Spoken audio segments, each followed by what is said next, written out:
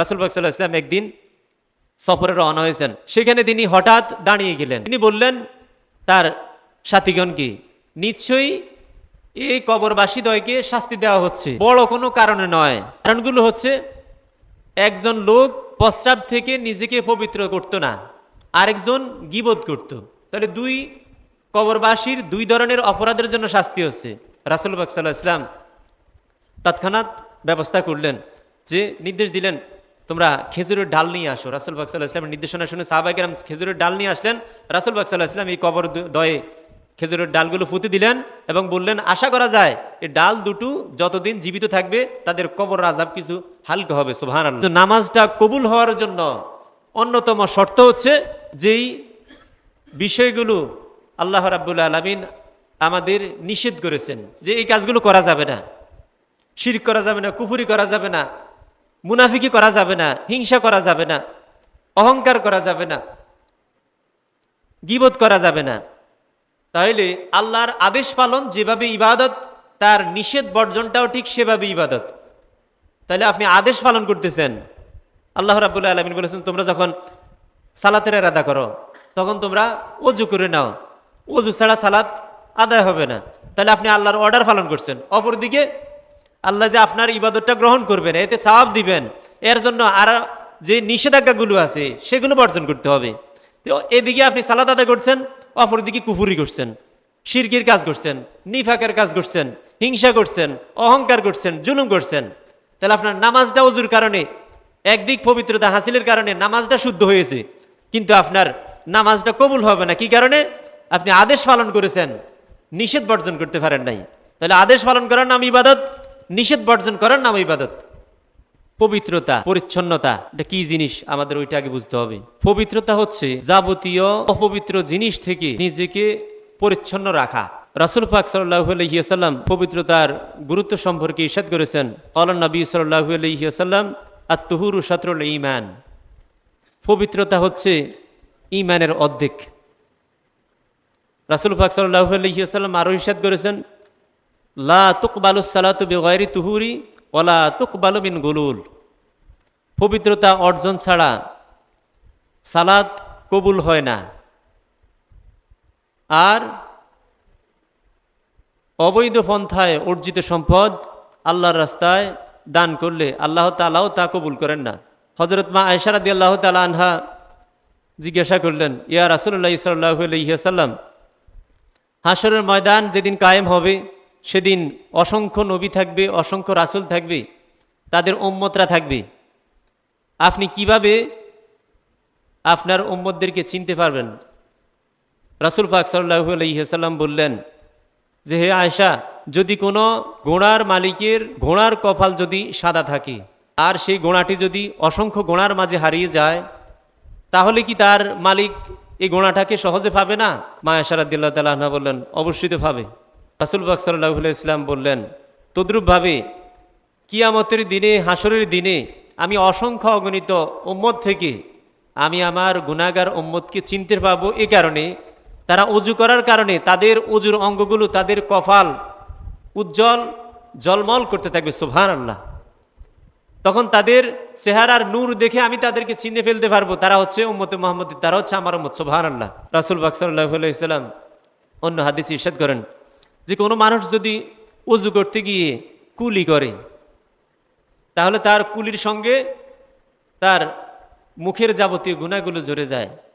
যখন সে মুখমণ্ডল ধৌত করে, তার মুখমণ্ডলের কৃত গুনাহগুলো দূর হয়ে যায়। যখন সে হাত ধৌত করে, তখন তার হাত দ্বারা কৃত গুনাহগুলো জড়ে যায়। যখন সে মাথা মাছেও করে, মাথা দিয়ে যত গুনাহ হয়েছে গুনাহগুলো জড়ে যায়। যখন সে পাগুলো ধৌত করে, তখন তার পা দ্বারা যত গুনাহ হয়েছে সবগুলো গুনাহ জড়ে যায়। সুবহানাল্লাহ। এখানে এই গুনাহ মোচন দ্বারা হচ্ছে সগীরা গুনাহ, ছোট গুনাহ। আর কবিরা গুনার জন্য তওবা করতে হয়, তওবা শর্ত। প্রিয় হাজিরিন, তাহলে পবিত্রতা হাসিলের গুরুত্ব আমরা বুঝেছি। পবিত্রতা অর্জন করতে হবে, আর পবিত্রতা অর্জন হয় বিভিন্ন মাধ্যমে। বিশেষ করে আমরা যদি অপবিত্র হয়ে যাই, যেমন আমাদের অজু চলে গেছে, তখন আমরা অজু করে নেই, এর জন্য প্রয়োজন হয় পানির, প্রয়োজন হয় মাটির অথবা এই জাতীয় জিনিস, অথবা গোসলের প্রয়োজন হয়। তাহলে এটা হচ্ছে পবিত্রতা হাসিলের এক ধাপ। অপরদিকে পবিত্রতা হাসিলের আরেকটি দিক আছে, সে দিক হচ্ছে মানুষের ভিতরের দিক। যে হাদিসে বলেছেন রাসূল পাক সাল্লাল্লাহু আলাইহি ওয়াসাল্লাম, লা তুকবালু সালাতু বিগাইরি তুহুরি, সালাত কবুল হবে না পবিত্রতা হাসিল ব্যতীত। এটা কোন পবিত্রতা?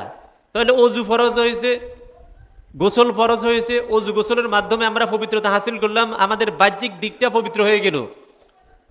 অপরদিকে আরেকটা দিক আছে, আভ্যন্তরীণ দিকটা, সে দিকটাকে আমরা কিভাবে পবিত্রতা অর্জন করব, সেটাকে কিভাবে আমরা পবিত্র করব, সে দিকও আমাদের খেয়াল রাখতে হবে।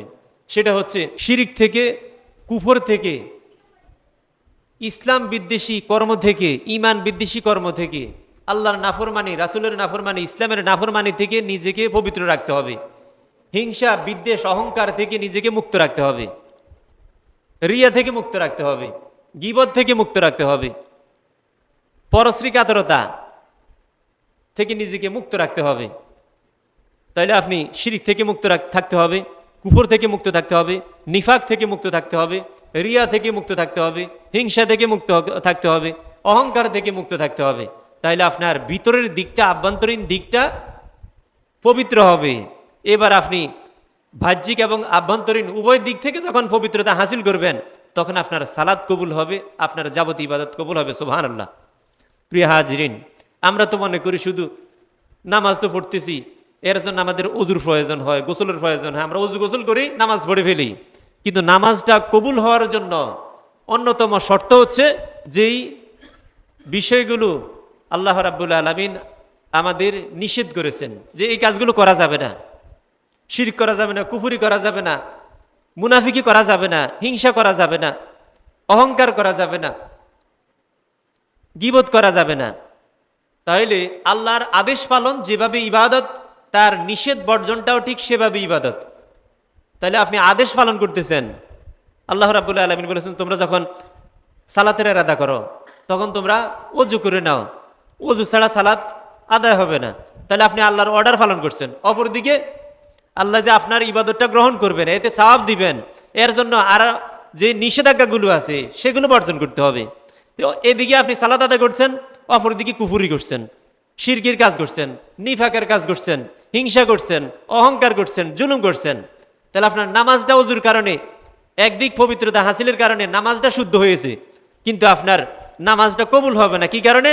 আপনি আদেশ পালন করেছেন, নিষেধ বর্জন করতে পারেন নাই। তাহলে আদেশ পালন করার নাম ইবাদত, নিষেধ বর্জন করার নাম ইবাদত।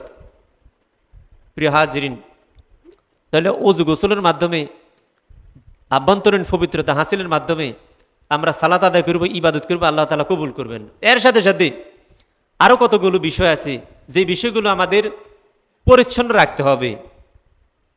সেগুলো হচ্ছে নিজে যেখানে বসবাস করেন, নিজের ঘর, আপনার বাড়ি, বাড়ির আঙ্গিনা, সবগুলো সুন্দরভাবে পরিচ্ছন্ন রাখতে হবে। রাসূল পাক সাল্লাল্লাহু আলাইহি ওয়াসাল্লাম বলেছেন যে তোমরা ইহুদিদের অনুসরণ করো না, কেননা ইহুদিরা তাদের ঘর, বাড়ি, আঙ্গিনা এগুলো অপরিচ্ছন্ন রাখে, নোংরা রাখে, তোমরা তাদের অনুসরণ করো না।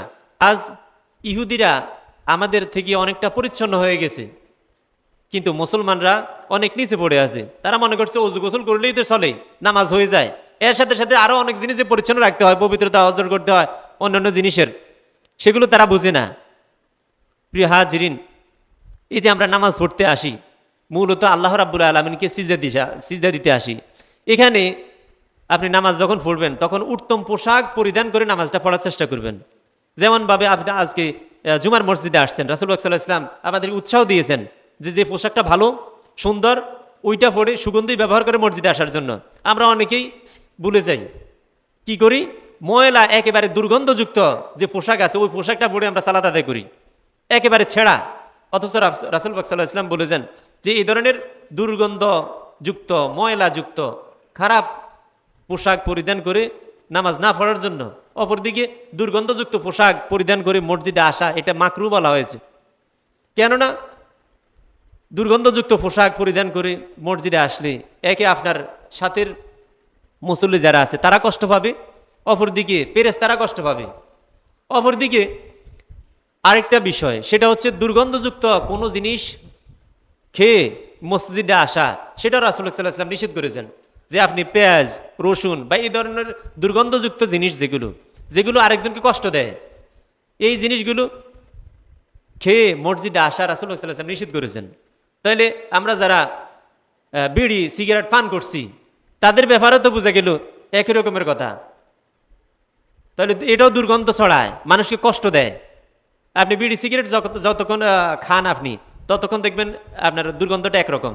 যখন কিছুক্ষণ সময় পেরিয়ে যাবে আপনার মুখ থেকে একেবারে খারাপ দুর্গন্ধ বের হবে, নিজ থেকেও খারাপ লাগবে, আরেক মুসল্লি থেকেও খারাপ লাগবে। তাহলে এই ধরনের দুর্গন্ধযুক্ত জিনিস খেয়ে মসজিদে আসা আপনার জন্য এটা অশোভনীয়। ইসলামে এটাকে অপছন্দ করেছে। তো ইসলাম যেটাকে অপছন্দ করেছে আমরাও ঠিক সেটাকে অপছন্দ করব। প্রিয় হাজিরিন, এর সাথে সাথে আমাদের পবিত্রতা অর্জন করতে হবে প্রস্রাব পায়খানা থেকে। রাসূল পাক সাল্লাল্লাহু আলাইহি ওয়াসাল্লাম প্রস্রাব থেকে নিজেকে পবিত্র না করার কারণে কি শাস্তি হয় সেটাও আমাদের বলে গেছেন। রাসূল পাক সাল্লাল্লাহু আলাইহি ওয়াসাল্লাম একদিন সফরে রওনা হয়েছেন, সেখানে তিনি হঠাৎ দাঁড়িয়ে গেলেন। তিনি বললেন তার সাথীগণকে, নিশ্চয়ই এই কবরবাসীদ্বয়কে শাস্তি দেওয়া হচ্ছে, বড় কোনো কারণে নয়। কারণগুলো হচ্ছে, একজন লোক প্রস্রাব থেকে নিজেকে পবিত্র করত না, আরেকজন গীবত করত। তাহলে দুই কবরবাসীর দুই ধরনের অপরাধের জন্য শাস্তি হচ্ছে। রাসূল পাক সাল্লাল্লাহু আলাইহি ওয়াসাল্লাম তৎক্ষণাৎ ব্যবস্থা করলেন, যে নির্দেশ দিলেন তোমরা খেজুরের ডাল নিয়ে আসো। রাসূল পাক সাল্লাল্লাহু আলাইহি ওয়াসাল্লামের নির্দেশনা শুনে সাহাবায়ে কেরাম খেজুরের ডাল নিয়ে আসলেন। রাসূল পাক সাল্লাল্লাহু আলাইহি ওয়াসাল্লাম এই কবর দয়ে খেজুরের ডালগুলো পুঁতে দিলেন এবং বললেন, আশা করা যায় এই ডাল দুটো যতদিন জীবিত থাকবে তাদের কবর আযাব কিছু হালকা হবে। সুবহানাল্লাহ। প্রিয় হাজিরিন, তাহলে প্রস্রাব থেকে পবিত্রতা অর্জন না করার কারণে কবরে যে শাস্তি হয় সেটার প্রমাণ আমরা পেয়েছি। আরও প্রমাণ পেয়েছি গীবত করার যেই শাস্তি কবরে আছে, গীবত করলে যে শাস্তি হয় কবরে, সেটার প্রমাণ আমরা পেয়ে গেছি। কিছু কিছু বিষয় আছে রাসূলুল্লাহ সাল্লাল্লাহু আলাইহি ওয়াসাল্লাম আমাদের মুখে বলেছেন, সেটা আমরা বিশ্বাস করব। আর কিছু কিছু বিষয় আছে রাসূলুল্লাহ সাল্লাল্লাহু আলাইহি ওয়াসাল্লাম ডাইরেক্ট দেখেছেন। জাহান্নামে কোন অপরাধের কারণে কি ধরনের শাস্তি হয়, রাসূলুল্লাহ সাল্লাল্লাহু আলাইহি ওয়াসাল্লাম অনেকগুলো অপরাধের শাস্তি রাসূলুল্লাহ সাল্লাল্লাহু আলাইহি ওয়াসাল্লাম নিজ চোখে প্রত্যক্ষ তিনি দেখেছেন, নিজ চোখে দেখেছেন। এগুলো আবার সাহাবায়ে কেরামের সামনে রাসূলুল্লাহ সাল্লাল্লাহু আলাইহি ওয়াসাল্লাম বলেছেন, আমরা হাদিসের মাধ্যমে তা জানতে পেরেছি। প্রিয় হাজিরিন, তাহলে রাসূলুল্লাহ সাল্লাল্লাহু আলাইহি ওয়াসাল্লাম সরাসরি চোখে যা দেখেছেন তা আমরা বিশ্বাস করব, আর তিনি যা দেখেন নাই আল্লাহর পক্ষ থেকে ওহিপ্রাপ্ত হয়ে বলেছেন তাও আমরা বিশ্বাস করব। প্রিয় হাজিরিন, তাহলে প্রস্রাব থেকে আমাদের পবিত্রতা হাসিল করতে হবে। প্রিয় হাজিরিন, আমাদের এক একজনের এক এক সমস্যা। প্রস্রাব হয় কারো কোনো সমস্যা নেই, এই ধরনের কিছু সংখ্যক লোক আছে, কারো আছে সমস্যা, প্রস্রাব করার পরেও দুই এক ফোঁটা করে ঝরে যায়। তাহলে একটু অপেক্ষা করতে হবে, প্রস্রাব করতে গেছি একটু সময় দিতে হবে, একটু সময় দিতে হবে, যাতে পরবর্তীতে প্রস্রাবের ফোঁটা পড়ে আমার লুঙ্গি আমার পায়জামা নষ্ট না হয় সেদিকে খেয়াল রাখতে হবে। তাহলে এই লুঙ্গি দিয়ে পায়জামা দিয়ে নামাজ পড়লে আপনার নামাজটা কবুল হবে না। প্রিয় হাজিরিন, এর সাথে সাথে প্রস্রাবের ছিটা থেকে নিজেকে রক্ষা করতে হবে। তাহলে এমন জায়গায় প্রস্রাব করা যাবে না যে জায়গায় প্রস্রাব করলে সেই প্রস্রাবের ছিটাগুলো আপনার জামা কাপড়ে চলে আসে, আপনার দেহে চলে আসে, এরকম জায়গায় প্রস্রাব করা যাবে না। প্রিয় হাজিরিন, তাহলে প্রস্রাব থেকে আমাদের পবিত্রতা হাসিল করতে হবে, পায়খানা থেকেও পবিত্রতা হাসিল করতে হবে। এর জন্য সবচেয়ে উত্তম মাধ্যম হচ্ছে পানি ব্যবহার করা। এর সাথে সাথে আমরা যে ডিলা কুলুকের ব্যবহার করি তাও সুন্নাহসম্মত। ডিলা কুলুক পারলে এটা আপনার জন্য কল্যাণ হবে, অধিক তাকওয়ার কাজ হবে। প্রিয় হাজিরিন, এই ডিলা কুলুক ব্যবহারকারীদের জন্য, যারা পানীয় ব্যবহার করে ডিলা কুলুক ব্যবহার করে, তাদের জন্য আল্লাহ রাব্বুল আলামিন বিশেষ মর্যাদার কথা বলেছেন। তাইলে তাদের অনেক ফজিলত, অনেক মর্যাদা, যারা পানি ব্যবহারের সাথে ডিলা কুলুকের ব্যবহারও করেন। প্রিয় হাজিরিন, আমরা প্রস্রাব পায়খানা থেকে পবিত্রতা হাসিল করব। এর সাথে সাথে আমাদের চলাফেরা, উঠা বসা সব কিছু আমাদের পরিচ্ছন্ন হতে হবে। ইসলাম এমন একটা ধর্ম যেখানে নিজেকে পরিপাটি করার জন্য ইসলাম নির্দেশনা দিয়েছে। আপনি একেবারে নোংরা চলবেন, আবর্জনা চলবেন, পরিপাটি করে চলবেন না, ইসলাম সেটা বলেনি। আপনি আপনার সাধ্য অনুযায়ী ভালো পোশাক পরিধান করবেন, আপনার সাধ্য যতটুকুন আছে ঠিক ততটুকুন এর উপরেই আপনি একটা ভালো পোশাক পরিধান করবেন, চুলগুলো আঁচড়িয়ে রাখবেন, সুগন্ধি ব্যবহার করবেন, নিজের গায়ের জামাটা ময়লা হলে সেটাকে সাবান দিয়ে পানি দিয়ে ধৌত করবেন। আমরা সকলেই পবিত্রতার গুরুত্ব সম্পর্কে বুঝেছি।